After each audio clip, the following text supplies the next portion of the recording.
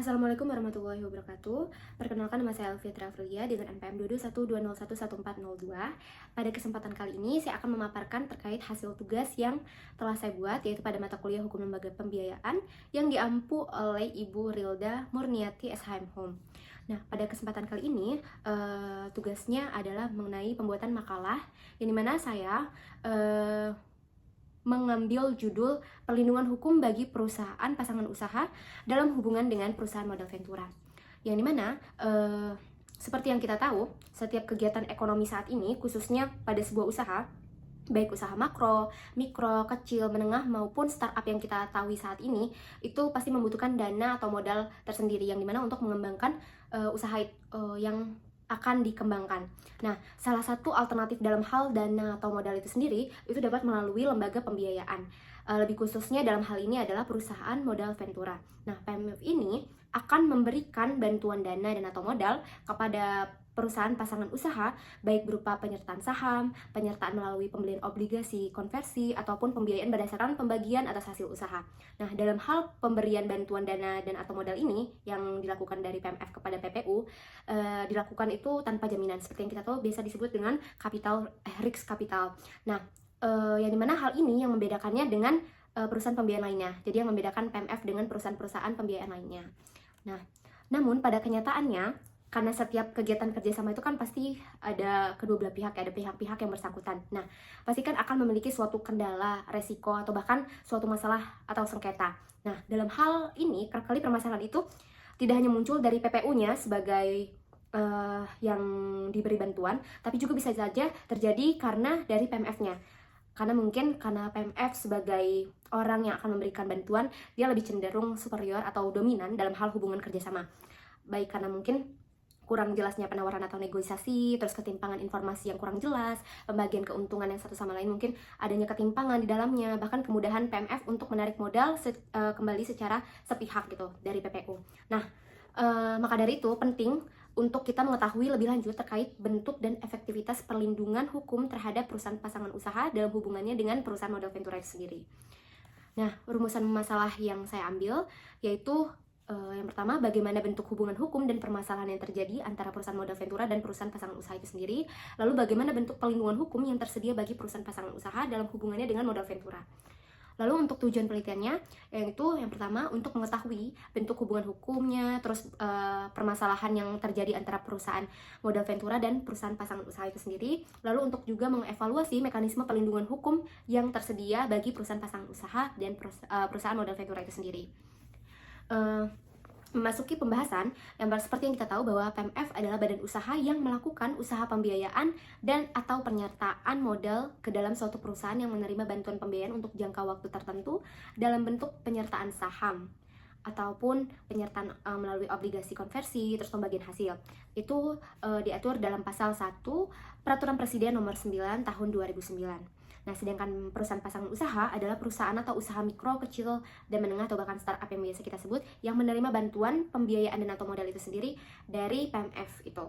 Nah, untuk kegiatan usaha PMF itu sendiri meliputi yaitu tadi penyertaan saham, penyertaan melalui pembelian obligasi konversi, pembiayaan berdasarkan pembagian atas hasil usahanya, yang dimana dalam hal ini itu berbadan hukumnya antara yaitu perusahaan perseroan terbatas atau PT dan atau koperasi.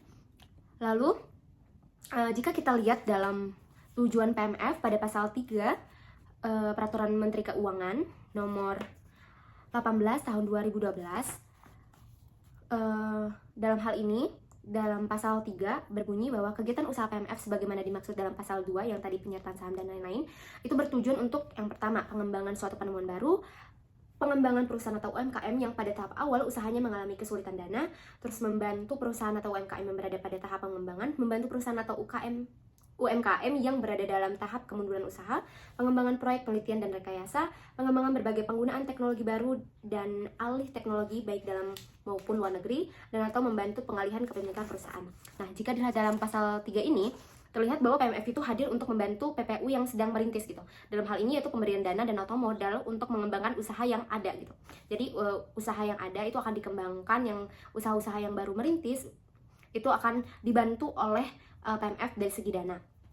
Tapi tak hanya itu, selain penyediaan dana dan atau modal, PMF juga itu memiliki kewajiban gitu untuk memenuhi beberapa hal, yaitu melakukan pembinaan terhadap perusahaan pasangan usaha atas usaha, baik secara operasional, manajemen, keuangan yang dibiayai memang dari modal itu. Jadi nggak hanya ngasih modal, tapi juga dia membantu bagaimana sih memanajemen atau mengelola segala sesuatunya, dari operasionalnya, manajemen kegiatannya, terus pengembangannya seperti apa gitu. Nah, untuk bentuk kerjasama antara PMF dan PPU ini dan pembiayaannya itu melalui pembagian bagi hasil yang diatur dalam pasal 8 Permenko nomor 18 tahun 2012. Yang dimana ini yang membedakan dengan perusahaan pembiayaan lainnya.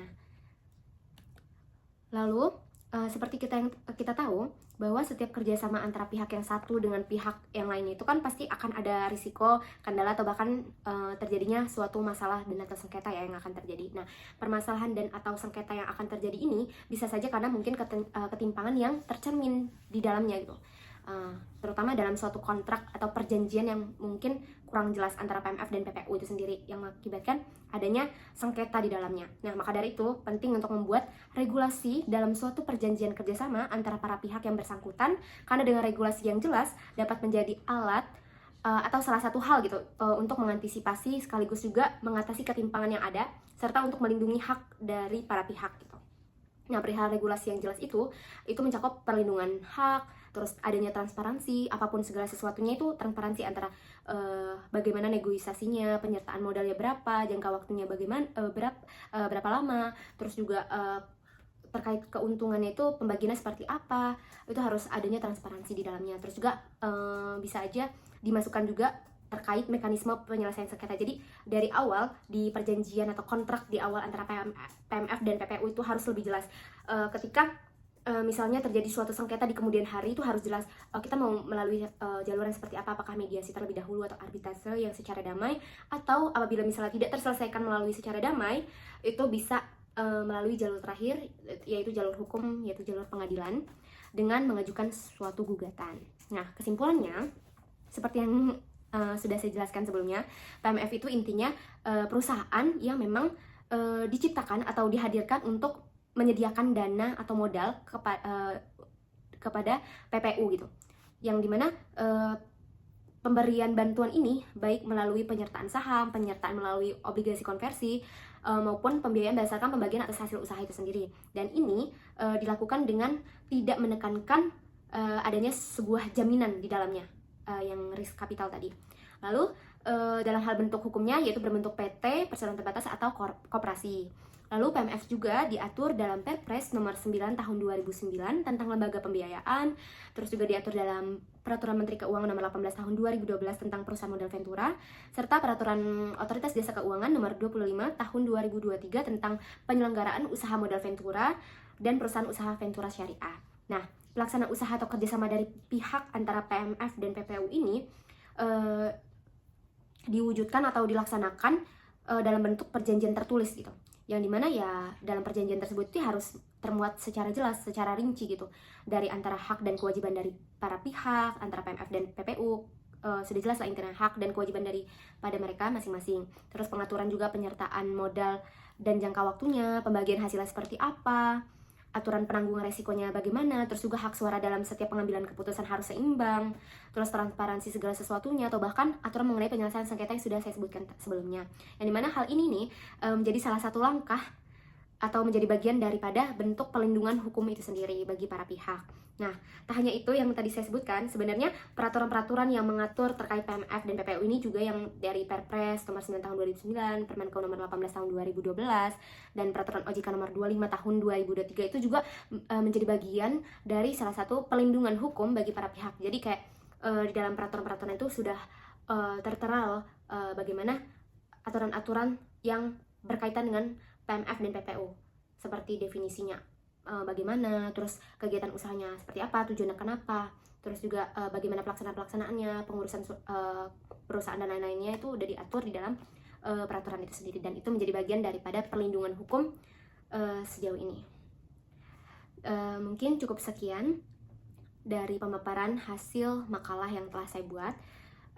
Apabila ada kekurangan atau kesalahan dalam pengucapan pada pemaparan kali ini, saya mohon maaf, Dan terima kasih. Wassalamualaikum warahmatullahi wabarakatuh.